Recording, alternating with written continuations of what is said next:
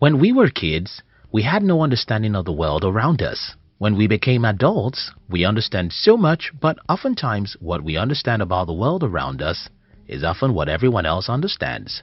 In other words, our understanding about the world is often influenced by what psychologists call social proof, which simply means that we define success the way everyone defines it. For instance, what is success to a 25-year-old? The fast cars, the big house, the fame, and the beautiful wife.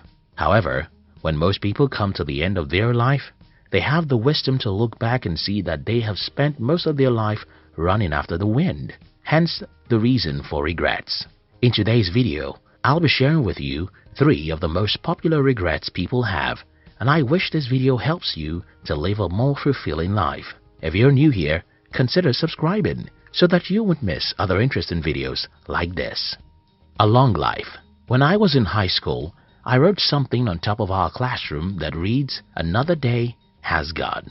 To me, that phrase is a big reminder that life goes too fast, and I have to be fast with whatever I want to do with my life. I stopped watching movies and TV when I was around 13 or 14, and one of the reasons was that I considered TV to have a way of making you sit down for several hours without giving you much in return. I lived most of my 20s as if someone was pursuing me, doing many things, reading many books, saying no to as many things as possible. The reason for all this is because I do understand that life is short.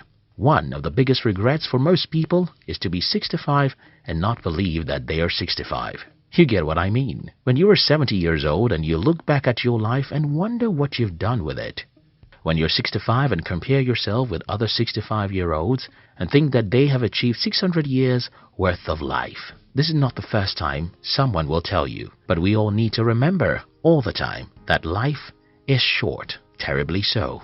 And when you think about what makes life short, you'll understand why it's very terrible. Let's start with the clock.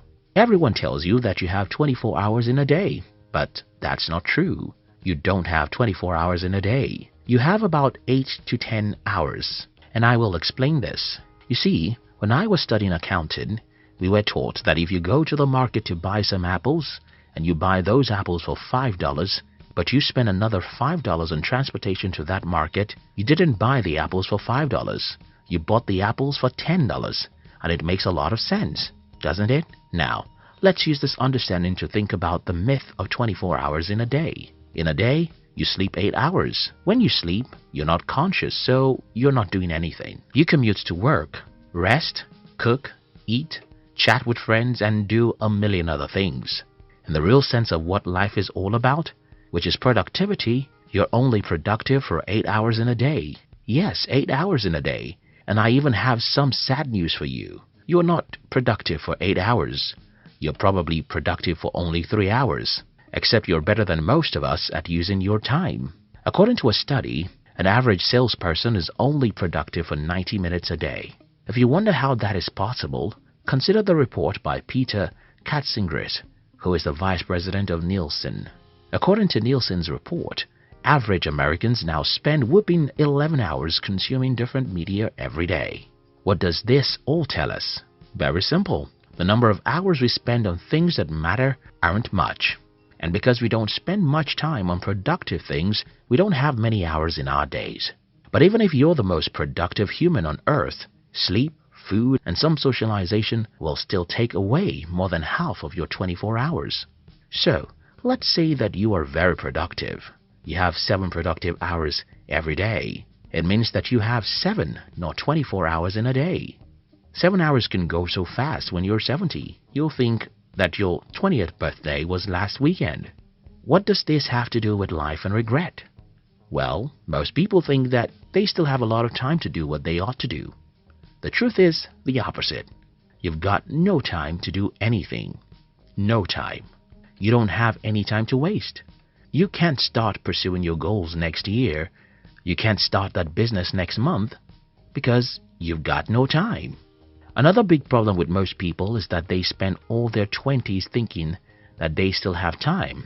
But in their 40s, when they want to start pursuing their dreams, they experience few failures and they give up. What happens here is that these people don't know that those failures are a necessary evil, and the best time to tackle that evil is when you have nothing much to lose. I'll explain. You see, 11 years ago, when I started fully in the business world, I was only 21 and 6 months. I was single and free. Nobody expected anything from me, and even if I had died at 23, the only person who would truly cry is my mother. Fast forward to today. I have a wife, 2 aged parents, and kids. If I am to start a business just this morning, I'll have to be more conscious than I was last 11 years. I'm not saying this to discourage you if you're 45 by the time you're watching this video. This video is to encourage you because life at 45 is easier than life at 67. My message in this section is this: whatever you want to do with your life, start today. Because if you don't start today, you may regret not starting by the time you're 75. And trust me, time goes faster than the speed of light. Not taking enough risks. Mark Twain said, 20 years from now you'll be more disappointed by the things you didn't do than by the ones you did, which failed. So throw off the bowlines, sail away from the safe harbor, catch the trade winds in your sails, explore, dream, and discover. Most of us tend to think that if we try risky things, we may regret the outcome for the rest of our lives. But the opposite is the truth. If you don't try risky things now that you're young, one day you'll look back and regret your inactions. Yes, if you try to pursue your dreams, you can fail and look stupid. But such stupidity is but a temporary thing. In fact, in a few months from the day of your failure, you'll look back and be proud of your bravery. And I can tell you this from my experience. After I failed in the business world for more than 5 years, even though I was broke and had nothing, I remained the proudest human I ever knew. And the reason for that is simple. I looked back at my courage which led to failures, and I saw that not a single person I knew personally has ever tried what I tried.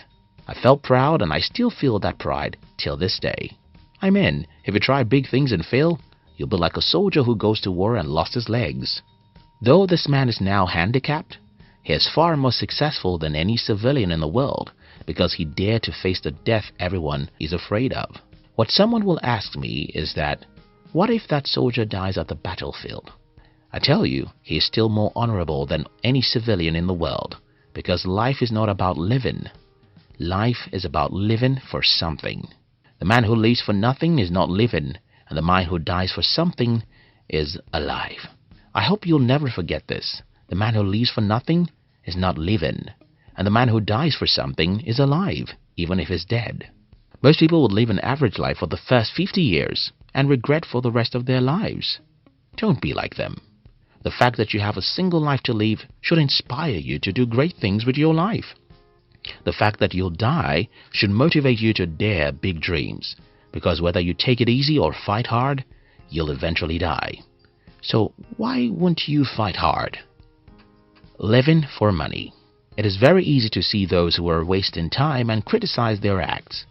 It's easy to see those who are cowards and challenge them to fight for their dreams. But there are another group of people who often end their lives with a lot of regrets, and those are the people who live for money. Living for money is different from having a lot of money. This is what I mean. In an 80-year-old Harvard study on happiness, which started in the year 1938, the researchers followed 268 men all through their lives to see what makes people healthy and happy. What they found isn't money, though money is needed to live. What they found isn't fame or power that we desire. What they found are relationships. So it turns out that people who take time to cultivate meaningful relationships are happier and more fulfilled than people who wake up every morning to run after money. I wish that you understand me here. Trust me, I hate poverty, and I'll plead with you to fight hard to overcome poverty. But I also don't belong to the group of people who think that Ferraris, Rolexes, or big homes are needed to live. Instead, I believe in relationships. I spend time, even travel to another state, just to hang out with my friends. I try to spend quality time with my wife and children. I cultivate and nurture relationships even though I love to have money. You get what I mean, don't you? Here is the summary of this video. Be in a hurry because your time is short. Don't waste time on little things because 80 years isn't as long as you think.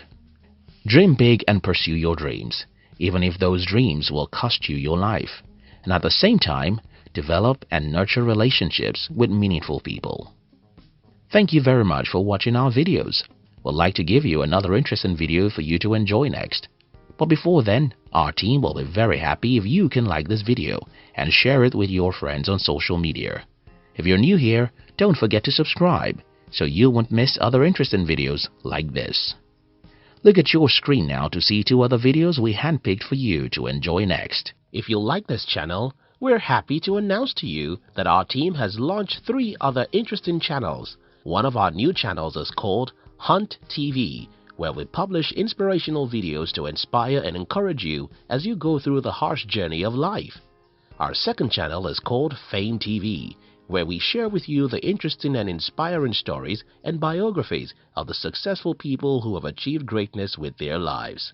Our third channel is called Money TV, which is a channel designed to use more dramatic video clips to teach you about money. Look at the description box to join our 3 new channels. We love you.